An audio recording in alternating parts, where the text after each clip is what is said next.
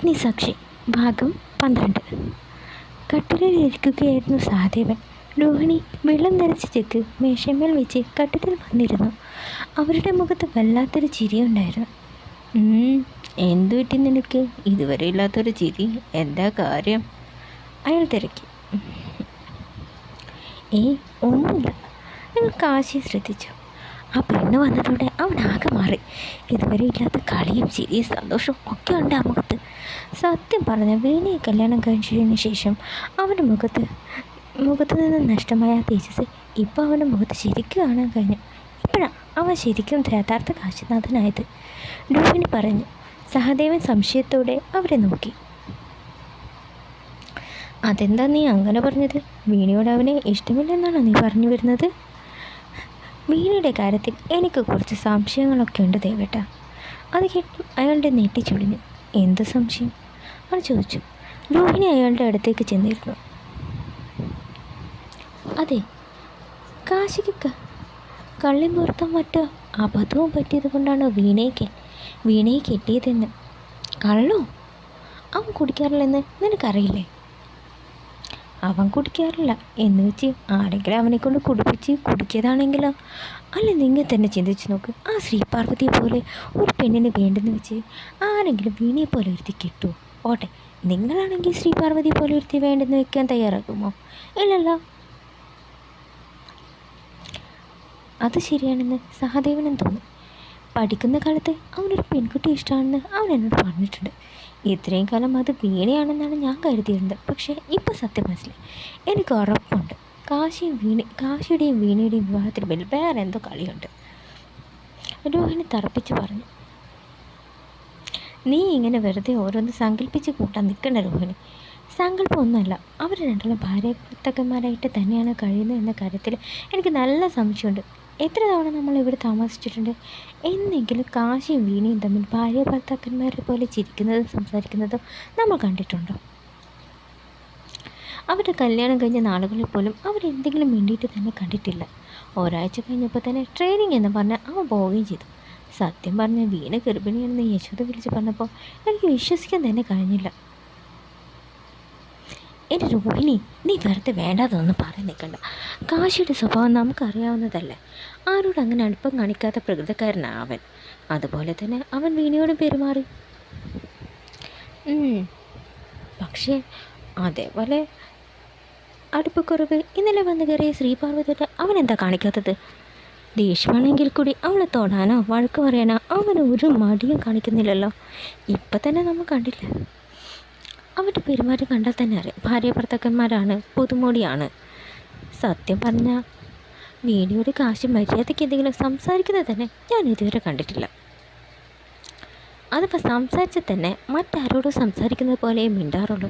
ശരിക്കും പറഞ്ഞാൽ അവർ നമ്മുടെ മുന്നിൽ ഭാര്യ ഭർത്താക്കന്മാരായി അഭിനയിക്കുകയാണോ എന്ന് പോലും ചിലപ്പോഴൊക്കെ എനിക്ക് തോന്നിയിട്ടുണ്ട്. അത് കേട്ടതും സഹദേവൻ കണ്ണുമിഴിച്ചു. നീ വെറുതെ ഓരോന്ന് ആലോചിച്ച് കൂടാതെ കിടക്കാൻ നോക്ക്. അവരുടെ ജീവിതം എങ്ങനെ ജീവിച്ചു തീർക്കണമെന്ന് അവർക്കറിയാം. നീ അത് തലയിടാനൊന്നും നിൽക്കണ്ട, കേട്ടല്ലോ? ദേഷ്യത്തോടെ അതും പറഞ്ഞ് സഹദേവൻ കിടന്നു. ശരി, ഞാനൊന്നും ഇടപെടുന്നില്ല. എന്തായാലും സത്യം എല്ലാ കാലത്തേക്കും മറച്ചു വയ്ക്കാൻ കഴിയില്ലല്ലോ, കണ്ടറിയാം. ഒരു നെടുവീർപ്പോടെ പറഞ്ഞ് രോഹിണിയും കിടന്നു. ഈ സമയം അടുക്കളയിൽ നിന്ന് വെള്ളവും എടുത്ത് വരികയായിരുന്നു ശ്രീപാർവതി.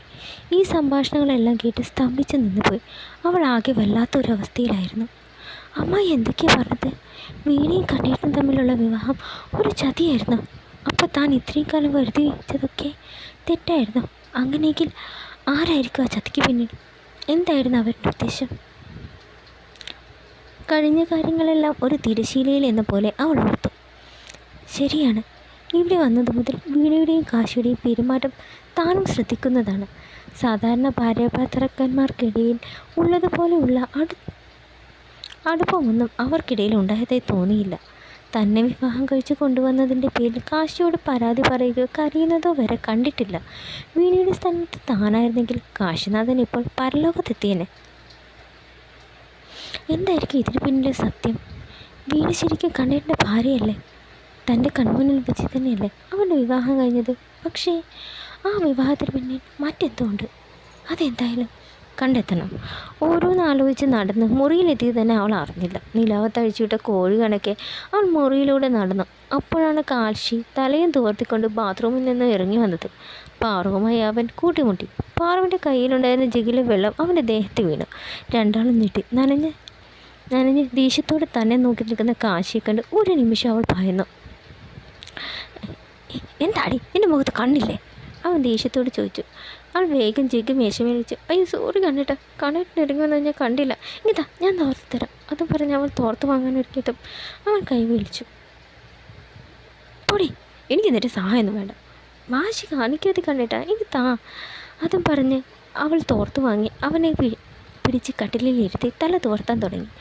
അവൻ ദേഷ്യത്തോടെ തടയാനൊരുങ്ങിയതും പെട്ടെന്ന് അവളുടെ മുഖത്ത് നോക്കി. പിടയ്ക്കുന്ന കരിനീലമേ കണ്ണുകളിൽ വല്ലാത്ത ഒരു തിളക്കമുള്ളതായി അവന് തോന്നി. ജാലകത്തിലൂടെ അകത്തേക്ക് വന്ന ഇളം തെന്നലിൽ അവളുടെ നെറ്റിൽ വീണ മുടിയിഴകളാടി. അതവളെ അലോസരപ്പെടുന്നത് കൊണ്ട് തന്നെ അത് മാടി ഒതുക്കാൻ അവൾ ശ്രമിച്ചുകൊണ്ടേയിരിക്കുകയാണ്. അത് കണ്ടതും അവൻ്റെ ഉള്ളം പ്രണയാർദ്രമായി. ചുണ്ടിലൂടെ ചെറുപുഞ്ചിരിയോടെ അവൻ ആ അളകങ്ങൾ അവളുടെ ചെവിക്ക് പിന്നിൽ ഒതുക്കി വെച്ചതും അത്ഭുതത്തോടെ അവൾ അവനെ നോക്കി. ഒരു നിമിഷം ഇരുവരുടെയും കണ്ണുകൾ ഉടക്കി. രണ്ടുപേരുടെയും ഹൃദയതാളം കൂടി. അവൻ്റെ വിരലുകൾ ചെവിയും കടന്ന് അവളുടെ കവിളിലൂടെ തഴുകിയതും ഉടലിലൂടെ ഒരു വിറയിൽ കടന്നു പോയതായി അവൾക്ക് തോന്നി. അവളുടെ അധരങ്ങൾ വിറച്ചു. അവൻ്റെ വിരലുകളിൽ ചുണ്ടുകളിൽ തഴുകി. അവൾ പെട്ടെന്ന് പിന്തിരിഞ്ഞോടാൻ ഒരുങ്ങിയതും അവളുടെ കയ്യിൽ പിടിച്ച് വലിച്ച് തന്നോട് ചേർത്ത് നിർത്തി. അവളുടെ മുഖം അവൻ്റെ കൈക്കുമ്പിളിൽ കോരിയെടുത്തു. പതിയെ അവളുടെ അധരങ്ങളെ ലക്ഷ്യമാക്കി വരുന്നത് കണ്ട് അവളൊന്ന് പകച്ചു. കണ്ണേട്ടാ, അവൾ വിളിച്ചു. അത് കേട്ടതും അവൻ ഞെട്ടലോട് പിടഞ്ഞു മാറി. പാർവതി ആകെ വിരണ്ടുപോയി. അവന് മുഖം കൊടുക്കാതെ അവൾ തിരിഞ്ഞു നിന്ന് കിതച്ചു. കാശിയും ആകെ വല്ലാതായി. എന്ത് ചെയ്യണമെന്നറിയാതെ അവൻ പകച്ചു. പിന്നെ പെട്ടെന്ന് കതക് തുറന്ന് പുറത്തേക്ക് നടന്നു. ശ്രീപാർവതി തളർച്ചയോടെ കട്ടിലിരുന്നു.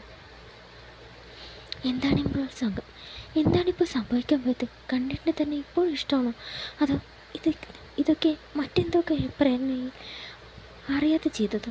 അവൾക്ക് ആകെ കൺഫ്യൂഷനായി. അവൾ ചുവരും ചാരി കണ്ണുകൾ അടിച്ചു. തുടരും.